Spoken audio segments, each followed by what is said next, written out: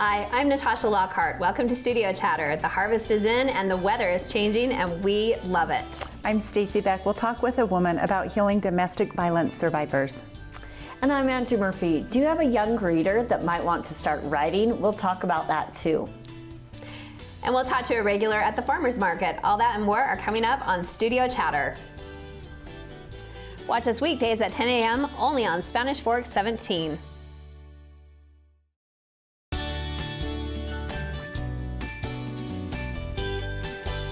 Welcome to Studio Chatter. School has started, football season is here, and pumpkin spice is finally here. Oh boy. Good and bad. I did buy some candles, some boo candles for my sisters this week. Oh boy. And it was yummy.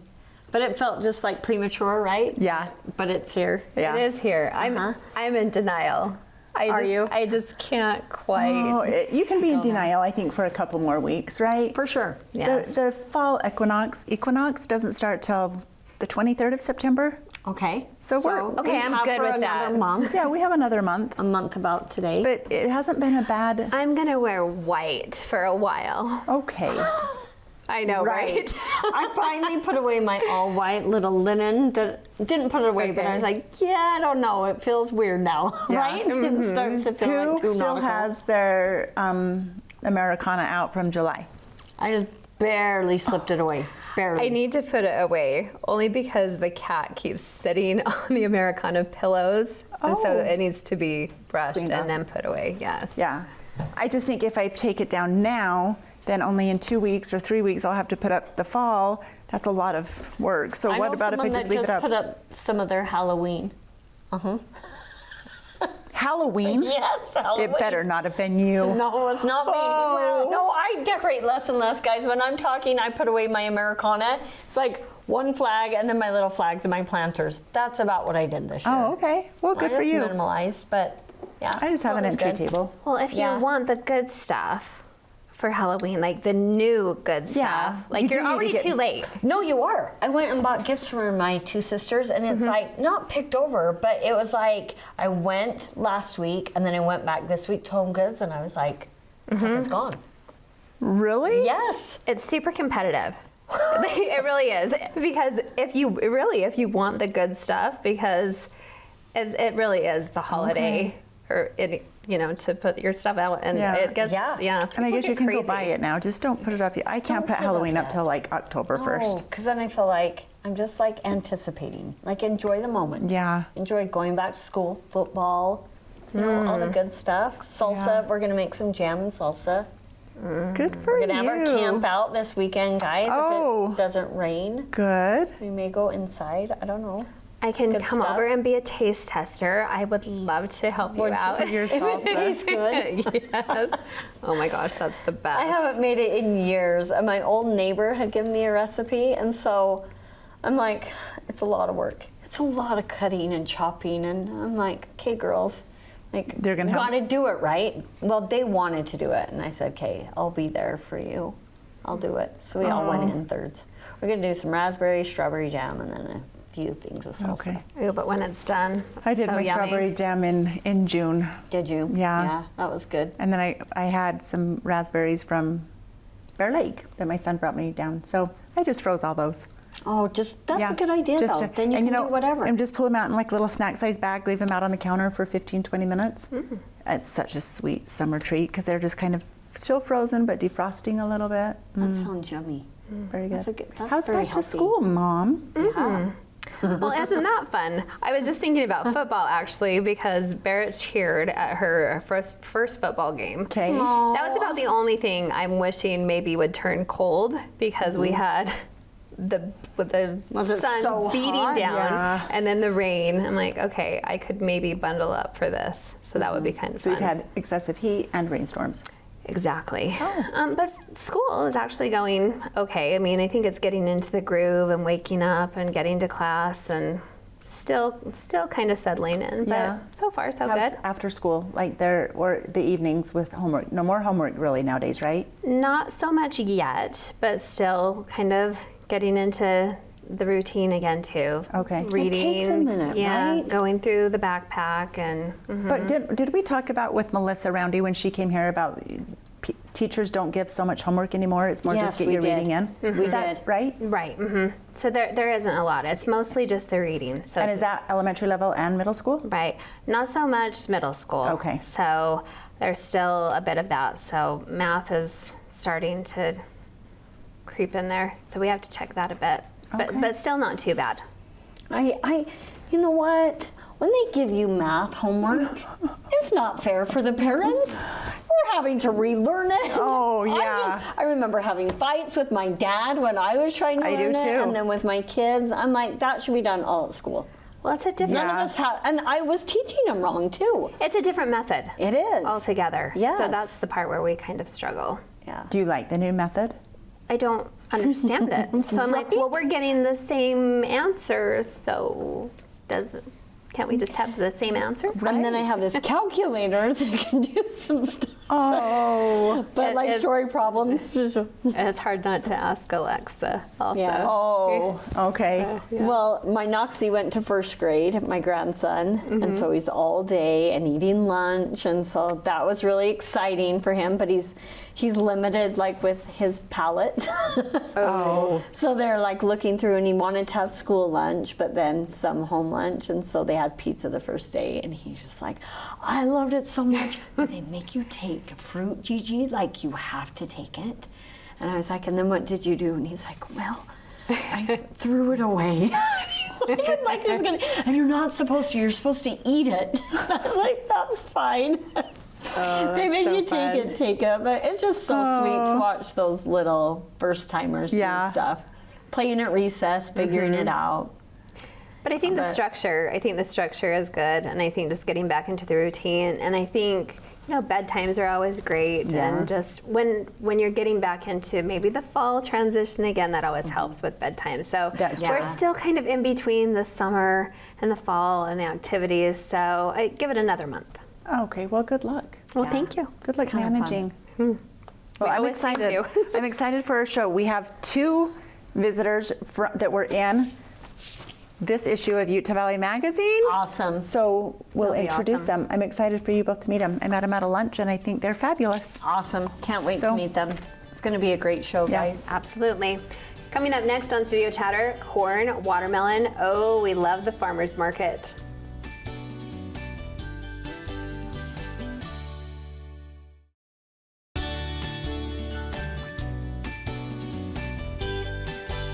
Welcome back to Studio Chatter. Few things taste better than the fresh produce from the farmers market, and our next guest was practically raised at the market. Let's welcome Dallin Hatfield to the table. Hi, everybody. Oh, Dallin. Great centerpiece.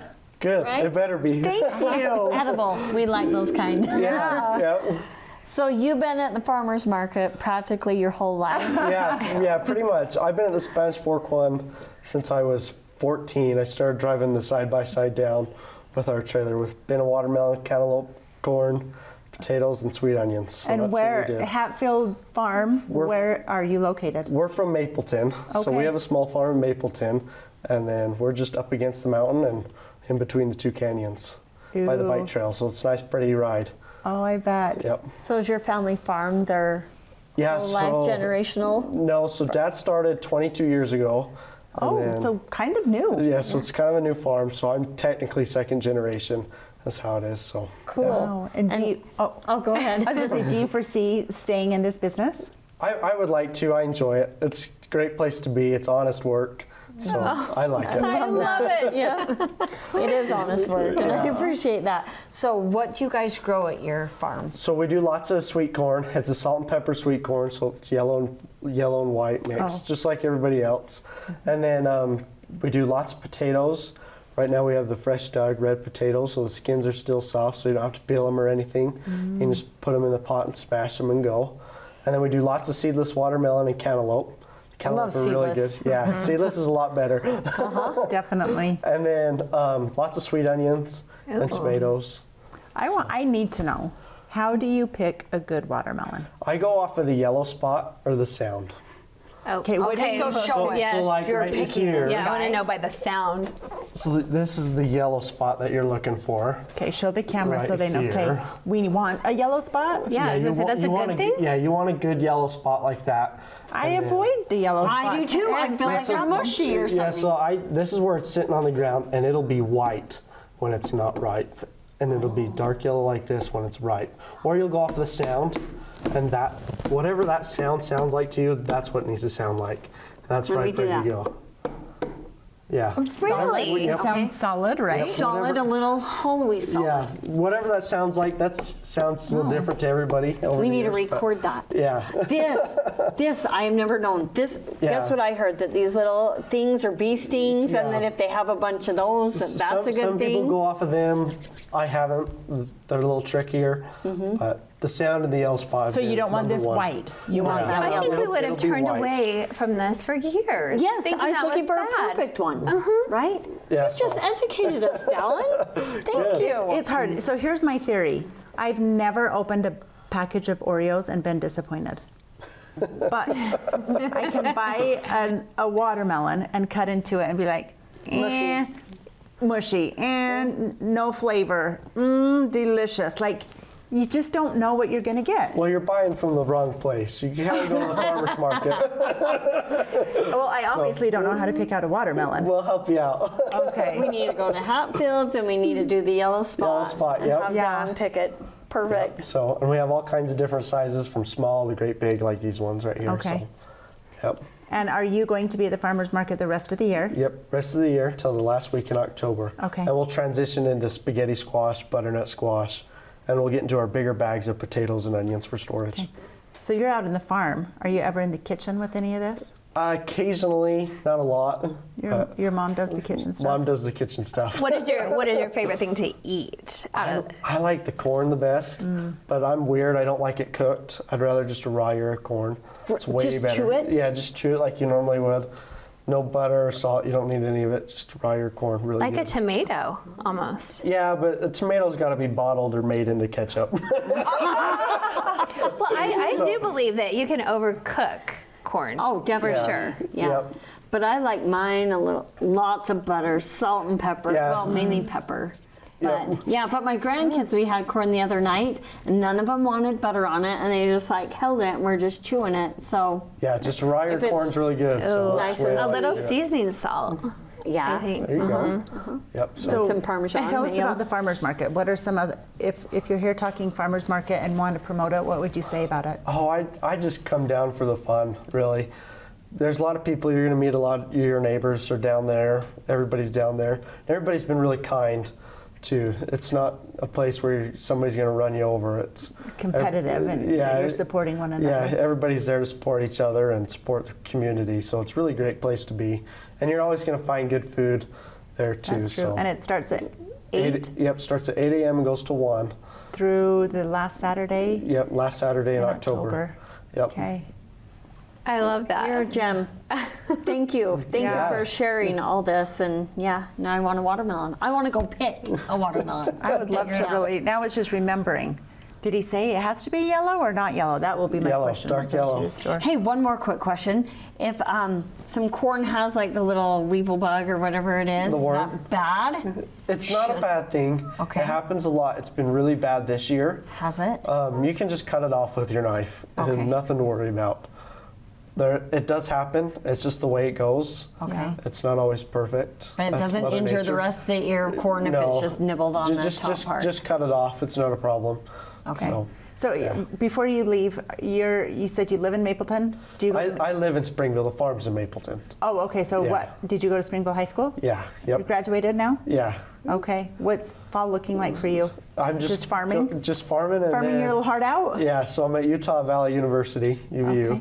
and I'm working on my business management degree. So I Oh. got 2 years left. I start Wednesday. So tomorrow. Nice. Yep, it is tomorrow. Yeah, My son so- starts too. Yep. So that'll be fun to figure it all out and get Oh, it to good luck. work with the farm. And then you can run Dad's farm. Please. Do you have any other stands? I believe I saw a stand. Yeah, so in Mapleton. we got a stand in Mapleton by Okay. the Fizz.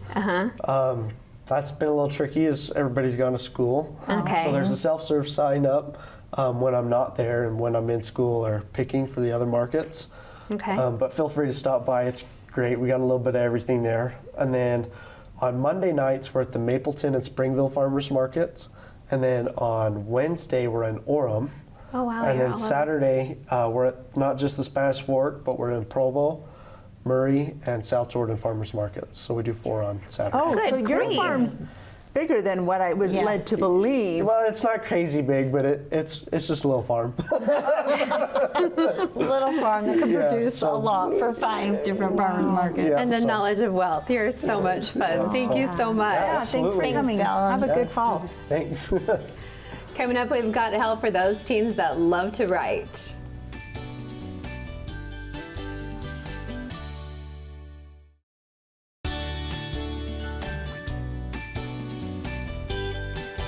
Welcome back to Studio Chatter. If you have a teenager that loves to write, we've got some help for you. Let's welcome Jennifer Jenkins, the Executive Director of Writers Cube, to the table. Thank you. Welcome. Jennifer. Jennifer. Thank So you. Jennifer and I just met 2 weeks ago. Yeah. You're a Spanish Fork resident. You are busy, so thank you for being here tonight. My pleasure. But She's double booked in- tonight. Yes, in my day job at the magazine, she is featured as one of the angels among us. Which is not an uncomfortable title at all. So, I mean, we want to know a little bit more about you, but then let's dive into, Okay. it's a nonprofit organization, right? Right, So right. tell us a little bit first about who you are. So I am just an average Joe who is passionate about literacy. I started writing when I was a desperate, mom staying at home for the first time. Oh, okay. And I was going crazy. I had been in academia. I had really thrived in that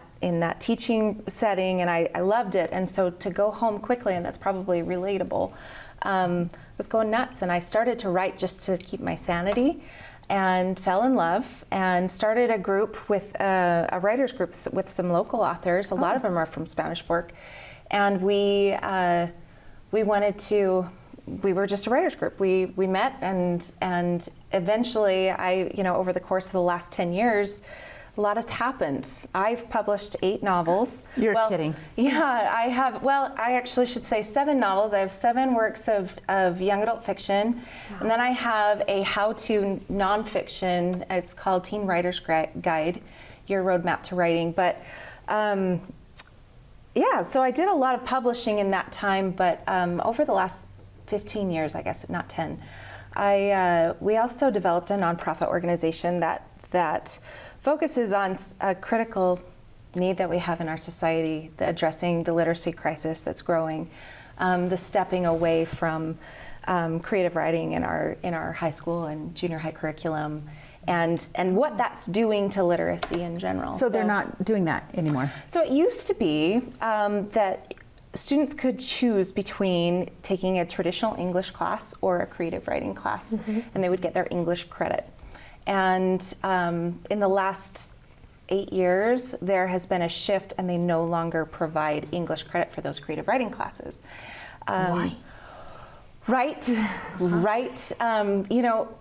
Professor Emeritus, BYU Professor Emeritus, his name's Joseph Lloyd Eldridge. He is one of the leading researchers on child development and literacy. He says that creative writing is the highest form of literacy. Just because it really facilitates critical thinking in a way that research-based writing and other forms of writing don't. And so I agree. Why is it gone? And I actually started a petition with the state about 10 years ago and worked with and was lobbying for an answer to that question. Yeah. Why are we stepping away from that? And unfortunately, creative writing today is becoming obsolescent, let's say. Maybe not obsolete, but it's in a lot of schools it's not even offered. So this organization, Writers Cube Inc., is the nonprofit. We started the Teen Author Boot Camp it was back in 2010 was our first conference. And that we had like 130 kids show up, and we thought it was a big deal. And That sounds like a big deal. it was a big deal. Well, at the time I was unpublished, and my little writers group didn't even have like a business license or anything. I walked into UVU and I said, "We have a problem, and you need me." Wow. How are we going to do this? Right, and I mean, I don't even have an English degree, guys. I'm a historian. So I look back at that and just wonder, what was I thinking? Like, why did I think that I could do it? And I think there's a lesson there. It's just that sometimes we have to qualify ourselves. Yeah. And so I did. I just went in. I said, we have a gap, and we need some programming. We have so many camps out there for football and dance and other extracurriculars, but we really need something that focuses on these creative kids to get them writing, because Okay. it's so critical to their growth educationally. A good writer, we want creative writers, right? We want good people that can can communicate well, but also, I want a creative physician working on my case. And I want... Well, and I feel like the writing nowadays, like there's certain apps where you can just say, "Hey, I need a paper about this and Well, this I was and just this." going to ask, how is And then The AI is a right? huge conversation right Yes. now in the publishing industry. In fact, I was reading a long Discord thread about it last night with all of the Shannon Hale, Brandon Mull, all of the big authors in Utah are all on this private Discord, and we were discussing AI and that exact thing, because it's gotten even easier to not write than ever Oh, I before. read- My son was like, "How will they even test us on writing a Right. paper anymore?" Right? Well, and English teachers have programs that they can run their digital assignments through, and it's somewhat Kind of knows effective. that's above your intelligence Yes. level, right? Right. Well, Add some thoughts in and there. if there's like a string of 10 words that can be found in a Google search somewhere else, then it'll flag it. But really, if we're not asking our teens to write creatively, we're missing the boat. We're missing some huge opportunities. So anyway, long story short, now Teen Author Bootcamp is one of the largest writers conferences for teens in the nation.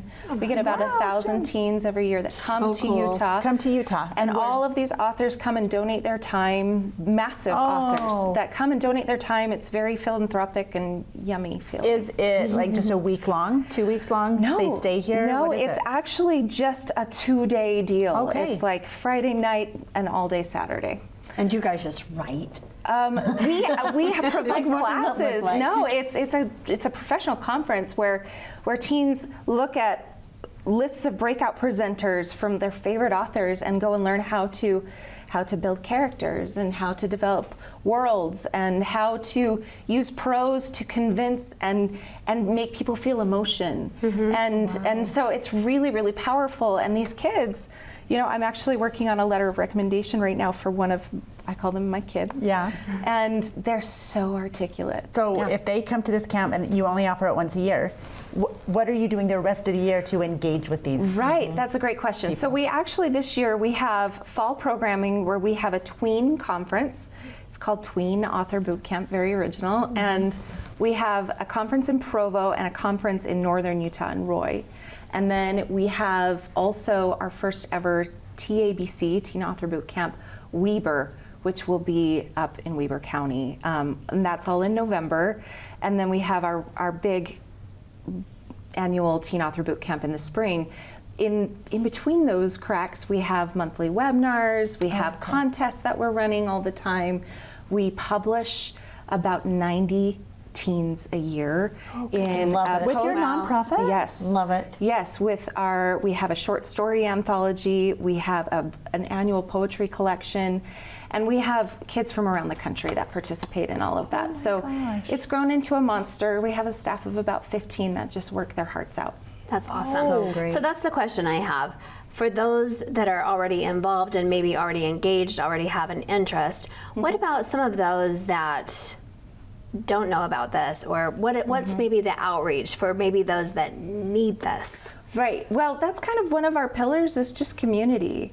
They don't realize that there are other kids that love what they love. And so they come to these events and they're just like, okay, I have a tribe. I have people. I love that. And so that's really powerful. But to find that community, to maybe answer your question a little bit better, every month we have webinars where the kids in a controlled, healthy, safe environment get to come and talk through chat while they listen to these authors. We do breakout rooms. They get to network with other writers. And we have a lot of teens that are writing together with a writer from New Jersey, or you know what I mean? And Yeah. they you know, so there is a sense of community. If you go to teenauthorbootcamp.com, you can't help but find resources. There's so many resources. But yeah. Keeping it alive for Stacy. She loves to read. Oh, I do Yeah, too. she does. So I think it's important to keep this generation reading. But I'm feeling like Stacy needs to take the boot camp. Oh, I feel like you no, should- I couldn't be. I feel like you could be a writer. I could not be a writer, but I loved one of the quotes that I loved in Utah Valley Magazine. You said, the research tells us that literacy, more than socioeconomics, more than any other factor, determines success in the future for a child. It's so true. And what we're seeing is that, okay, in 1 out of every, actually, let me get the statistics right. First of all, let's talk about the socioeconomic divide, though, because that's really the problem. That's real. And it's exposure to books. We know how important it is to expose kids to words. What we found, and one of the reasons for our newer program, which is called Book Drop, is that 63% of low-income homes do not have a single age-appropriate book for their children. 60%? 63%. That is a recent Sad. statistic that was just pulled last year. It's staggering. And what happens as an author when my publisher sends me to do book, to go on tour and do school visits, I was always sent to these affluent schools. These schools that had PTA funds and just that extra Parents that are like giving money to the school. or schools that could guarantee a minimum book order amount. And because it's a business, my publishers want to make money, and so that's Right. where they send me. But I never went to Title I schools, and so Jennifer A. Nielsen and Jennifer Nielsen is like the False Prince. She's a #1 New York Times bestseller. She's fantastic. She and I developed the Book Drop program, which brings free books and author visits to children from Title I schools. And we were able to donate 30,000 books last year just through sponsorships, grant writing, lots of writing. Are they new books or like? They're new books Okay. that are signed by the author, that these kids get a presentation. And you know how it is when your kids, and authors come to their school and they get so excited to read that book. And to hold it in your hands is so different. Yeah, well, Yes. and I can't tell you how many times I've been in, my kids have come home and say, can I buy that book? Or when I've gone to another school and I see the kids who bring me, and I'm gonna get emotional about it. Dang it, they'll bring me like a piece of paper. Can you just sign this? And I'm like, I never make money at those schools. So I'm like, give this kid a book. But it's so important that we give kids something to own that's theirs, that they can open in their home. Dang it! I'm my so gosh, sorry. this No, I love We that love you're this. taking your that's- talents and what you have and then paying it forward to people. Well, thank you. That's what it's about. Thank you for bringing Yep. some awareness to it. It's really important to me. Thank luck. you so much. Thank you, so Jen. much. You're local and you're an angel, and we love it. Thank you so much. Thanks for having me, Yeah. you guys. Yep. Coming up, we'll answer some perfectly random trivia questions. Stay with us.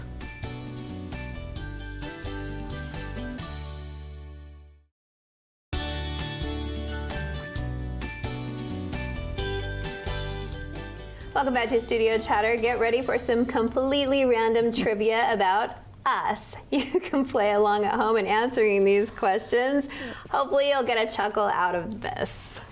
Hopefully. Hopefully. We'll see. Let's So we don't see. know what we're asking each other, right? No. Just kind of okay. Who wants All right, to should we start? start? Okay, let's start with this one. What is your biggest fashion regret? So this could maybe be something that you wore you regretted or something you didn't. I would say all my regrets have come back in style. That's good. Right? Like everything has come back. So like there's certain things I hated and then suddenly you're at the store through the decades and you're like, that's back. That was horrible. And Yeah. how did it just come back? Well, like overalls, sometimes I That was like, was- I wasn't the best overall wearer, But I feel like I'm wearing like, Yeah, and now they come back, but I feel like it comes back in style, right? or so we I don't know think. that I have any regrets, but I don't know that I love shoulder pads.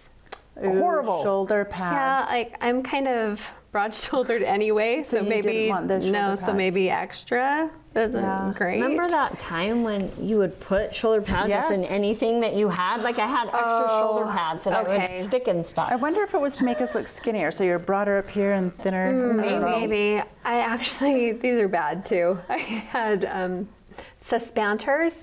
Do you remember those at all? Okay, so stirrup pants. Oh yeah. But I actually, like, they were little, like, they're like suspenders, but they're suspanters. So they were like little little suspenders for your pants to hold your pants into so then your you could wear shoes. your little booties Yes. with it? Yes. Yes. Do you I remember those? I had a pair of Esprit of those.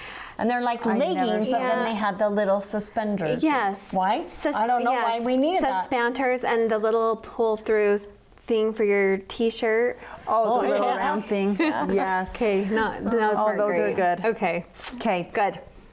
Do either of you collect anything? What? What? Not so much anymore, but I used to really collect a lot of grapes, like grape anything, like Like decor. decor. A lot of Oh, grapes. Like the vineyard style Yes, Tuscan you look. love yes, I purple, would- too. Yes, Nice. so I like anything Okay. with grapes. I would just So not so much anymore. not so much anymore. And shoes, I used to have the much bigger shoe collection that Okay. I don't not so much anymore. So a collection I started only 2 years ago is Christmas ornaments while I'm traveling. I And love so that. I'm starting That's a like good a idea. travel tree, and it's so fun to bring out those ornaments. I mean, I've only done it twice, but But it's exciting. yeah. So, and I'm not beyond getting on Amazon saying, "Hey, we were there. Let's pick get something. that Let's and get a add it to the reminder." tree. I think I've only done one or two, but so that's Yeah. Let's see. Kind of started doing that too with the Nutcracker ornaments. oh yeah. So maybe. And now that you've got me going to the Nutcracker every year, I have been buying a Yes, Nutcracker every year. There you go. I feel like I Okay. had a collection of books and ornaments thanks to my mother. Now I'm Oh. passing that on. But then I'm probably a collector of fashion a little bit. Yeah. Yes. I think that would be me. Okay. So this is a kind of would you rather type question. Would you rather have unlimited sushi for life or unlimited tacos for life? If you had to Tacos for me. Oh wow. I do love sushi, guys. kind of I do depends on love the it. day, right? It does. I'd probably have to say taco, Yeah. but I do love sushi. What about I you? do too. Yeah, like I do sushi, too. But I love both also. But I But I think feel like a taco, like you can put multiple. that's what I'm different thinking. things in there. Yeah. yeah, I think it'd have to be tacos for life. Okay. Okay. I like it. Okay. Now, I can't really, I don't know, there's a lot here, but what is the worst meal that you've ever cooked? Oh, I think I probably have a lot. Do you? Can you remember one that went down bad? Or something that you maybe thought was delicious and it just really wasn't to others? Oh, I think macaroni and cheese. I have messed up more times than I can count. Oh, Really? Yeah.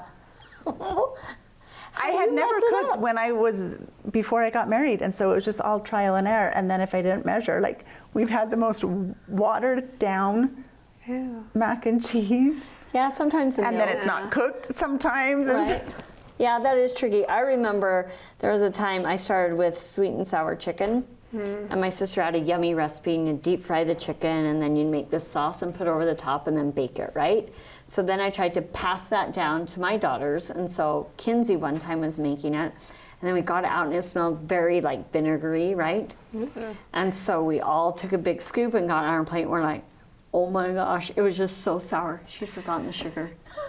in the recipe of the it. sweet part. Yes, it was, and she was so sad because it looked delicious. So we just kept sprinkling sugar over the top and just trying to mix it in. So that was sad, but Oh, yeah, that's disappointing too when you Yep. spend a lot of time on something. totally. Oh, I hate when you're trying to do that with a gravy and you're trying to thicken it and it's just really, really thin and it just won't. And you're like, but look. And now it it's really tastes like thin. crappy by the time you thicken it. I think I've done that before. I'm not a great baker, so I've done a lot of fails that way. But I remember, I think I did a rice vinegar dressing once with a salad, and I wanted it so bad, and it was really bad too. And I think it was with vinegar also. And I tried to play it off that it was really tasty, and it was awful. horrible. Yeah. Oh, Oh, that's funny. bad.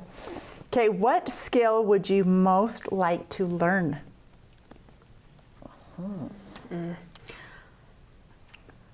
Another language, like completely, like. I like that answer. Like I'd really, really I would love to know Spanish completely. I would love to know Russian completely. You know, there was a group that we ran into the other day that they were speaking Russian in the bathroom, and I so badly wanted to join the conversation. Do you know like, some "Пожалуйста." Russian? Well, I Спасибо, пожалуйста. Like I just wanted to join the conversation so bad, and I only knew a little bit of the alphabet. I'm like, oh, baby, gay day. Like, Oh my gosh, listen to you. But only just a little bit. So. Ooh, that's a good. good answer. That is a good What is answer. yours? I think that I would like to just have the pure knowledge of technology. Just being able to like figure out all the stuff, the computer, find the answers. It's just ever changing. Yeah. And I feel like as we get older, it's maybe a little bit trickier, but just to like And have, continuing to change. totally, all the just time. have that knowledge of like hooking up the wires, doing this stuff. Just kudos, Pete gosh, and right. Adam, for all that you guys do. Always changing. Yeah. So something like that. Okay. I think I love yours, but I also would love to learn how to play the piano. Just like sit down and just go to town and play. Look at me, I don't even know how to. Woo. I know. Yeah. We had pianos growing up. We took it, but now it's like you took it for granted. Yeah. Really. I only took 9 months of it. It took several years, but you never know. Is it my turn? Sorry. Let's see. This is just kind of simple fun too. Have you ever worn clothing with the labels or the tags still attached? Yes. Yes. On purpose. On purpose? Why would we No. Why would we wear it? So that people could see how much they were or something, or just like so you could Or take it back? knowingly, yeah. So you were going to take it back. I mean, I have worn something thinking, do I really like this? I'm going to test drive it. And then like an hour into it, I'm like, yeah, I like it, and take it off. Which makes sense, like you can do that. I've known entire families to go purchase the entire family outfits, take pictures, and return. That's exciting. No, but one time though, I did wear a new dress, 2-piece, to church. And as I was sitting there talking to a bunch of people, they reached over and they're like, "Hey, your tag's still on your dress." And I was like, "Oh my gosh," mortified. So he like took it, and I was like, "Thank you." And he's like, "And on your skirt too." Guys, they were just hanging out. What the heavens? Even worse when you have the Yeah. whole sticker down your leg with the size. yeah. You're like, oh darn. Oh. Definitely not on purpose. No. Yeah, if it's an accident, I totally understand. Right. But I'm like, I guess on purpose, like if for family pictures and you want to make a return. Totally. Which is not it is. okay, in my opinion. But, Right. well, that No. was fun. Yeah, it was Yeah. fun. It was Yeah. on the list. Yep. Coming up next on Studio Chatter, we'll talk about learning to heal from domestic violence.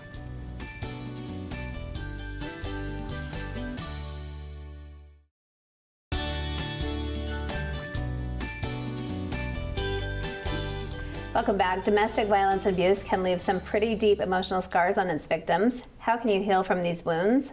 Let's welcome Ashley Taylor from Refuge, Utah to the table. Welcome. Hi, Ashley. Hi, thank you so much for having me. Thank you for coming. So, Ashley, I pulled some good people You out of sure Utah did. Valley Magazine this issue.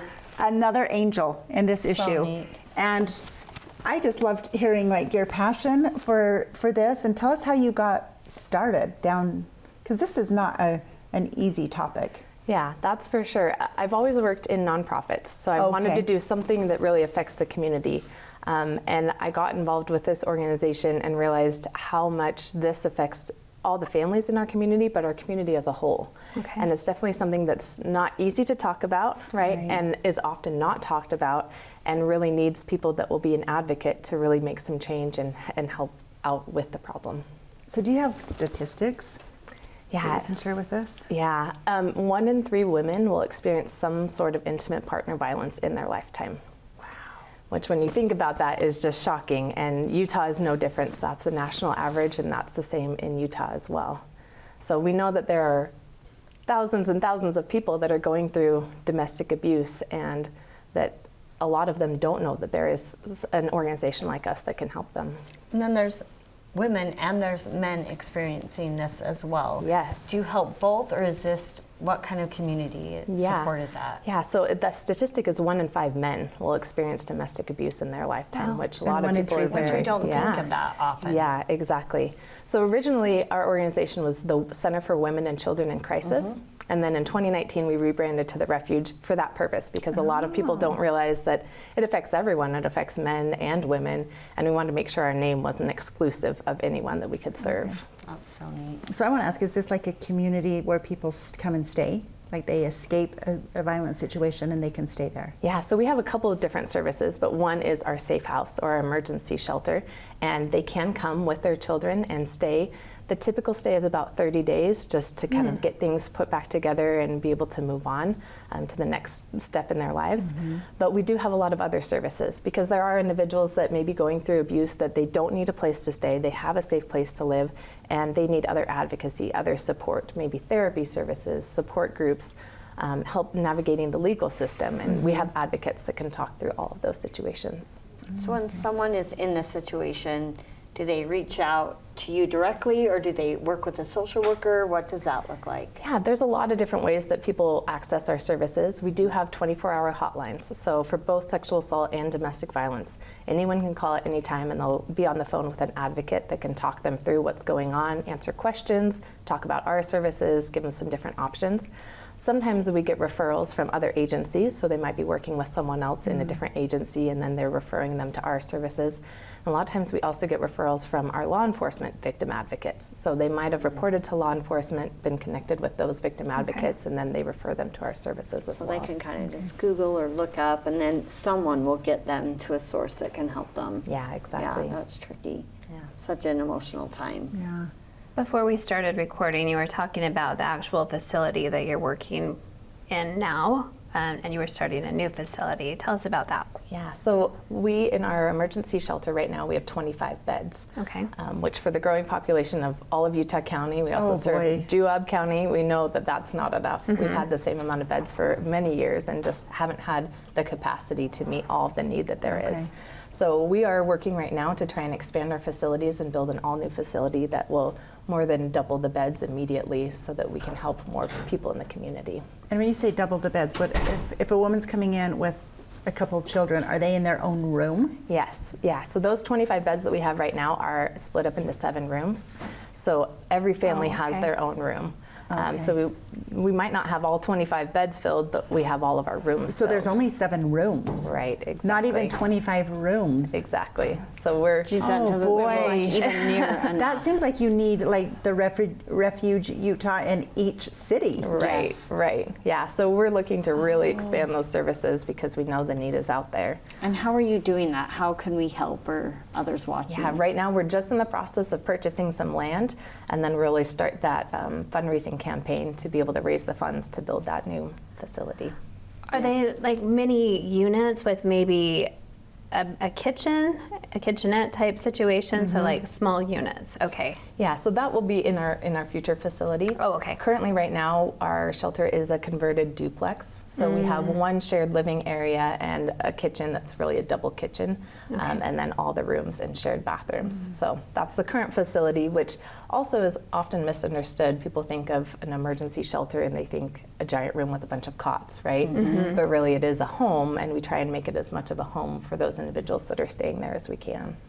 Wow. Are there ever things that like just local fundraising organizations can do to help to bring you supplies? Like, how do you get all your supplies? Yeah, so we are grant funded. We have a Okay. couple different grants, but grant funding always goes up and down, and never quite meets exactly the need. We have a lot of private donations that come in, which are hugely just a huge blessing to us. Right. And some will do in-kind donations where they might be bringing us whatever we're looking for, whether it be some hygiene items or bedding or things like that. And other times just monetary donations that come in so that we can fill the immediate need no matter what that is. Wow. I'm actually thinking also in my mind, because it's a safe house and you don't want some people getting access to, how are you able to provide some of those things also without certain people Finding out where they finding out are, where they are? et Mhm. cetera. I mean, we do have a lot of security in place. Okay. And we do, right now, our admin offices are in a separate area than our safe house. So Okay. those are in two separate areas. Then how about what you said? Women, you help women and men. If a woman could be triggered by a man staying in that house, has that been a problem? We always make sure that we discuss that and people know what's Oh, going okay. on if someone's going to come into the house. And so there's always discussions around that. And typically they know it's not all men, right? Right, And that's important right. to remember, that it's not all men. So we want to make sure that they're safe and that they don't feel triggered. Okay. But also remembering that it's not all men. Okay. Personally, I guess to you said that you've always been drawn to nonprofit.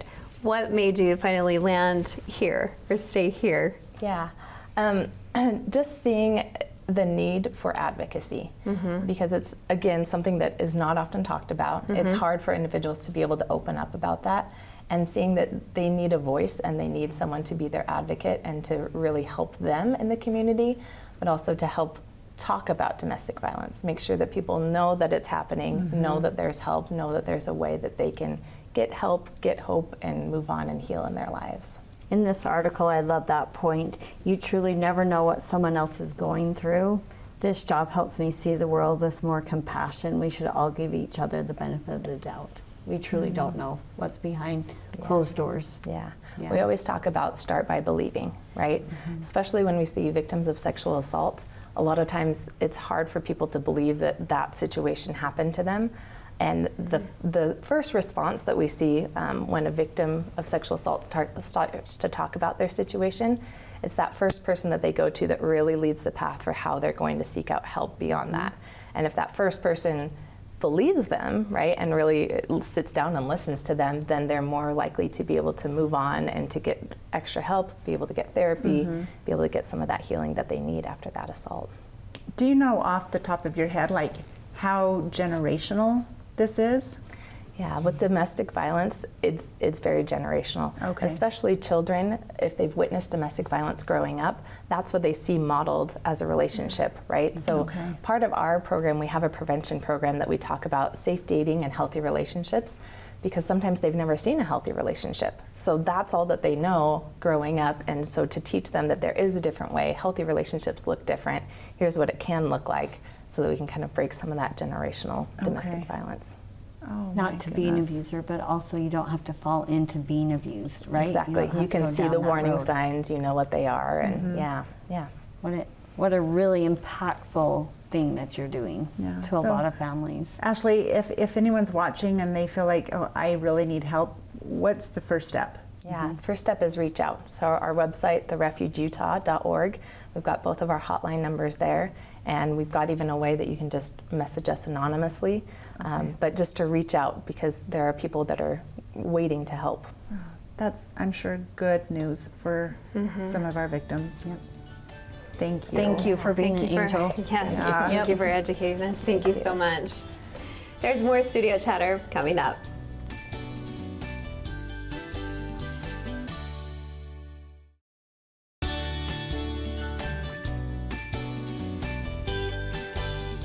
Welcome back. What did we learn today?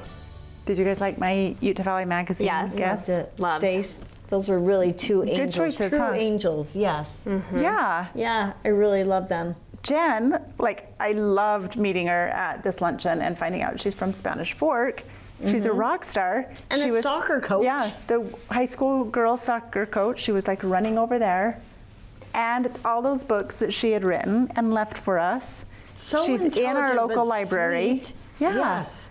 Such a And gem really and such a need, And I Like, love Who would when, have guessed? right? right. I love when people take their talent or their skills and then give back. Yes. Become successful and then like, how can I pay it forward? I love those type of people. And you she would was just, one. I personally never would have thought you needed really a camp. I'm like, I would think, oh, they're learning it all in school.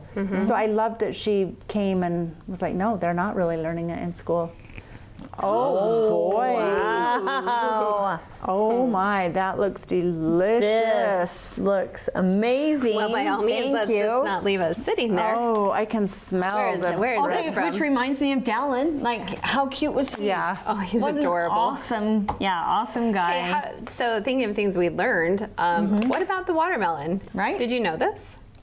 Oh, Yeah. I've been I would buying have thought that watermelon. yellow part was yucky, right? Like it was mushy, or that part didn't get ripe, Oh, you go to something town, like that. Okay.